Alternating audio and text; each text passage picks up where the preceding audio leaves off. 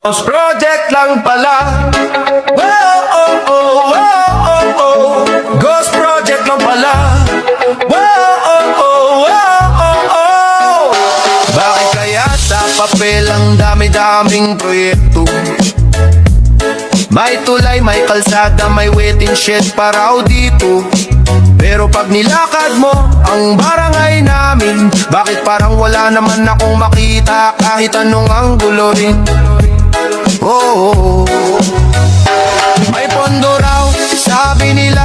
May ribbon cutting pa nga sa litrato nila. Pero pag check mo sa lugar mismo, walang kahit anong bago. Puro bato, puti, kadamo. Ghost project lang pala. Sa pizza lang pala nagkatawang tao. Sa tarmay tulay sa totoong buhay, ilog pa rin to. Ghost project lang pala. Kaya pala biglang yumaman ng kung sino-sino. Akala ko may pagbabago na, Photoshop lang pala.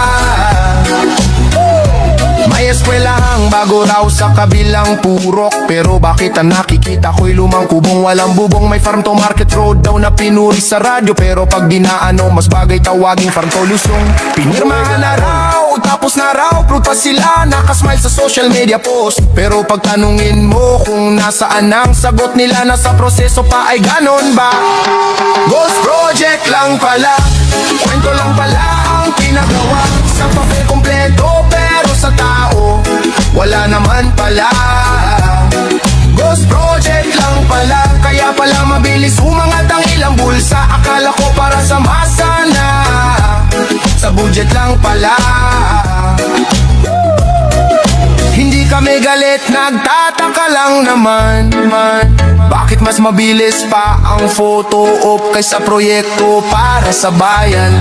Kung lahat ay ginawa ng tapat, siguro wala nang naglalakad sa baha at putikan.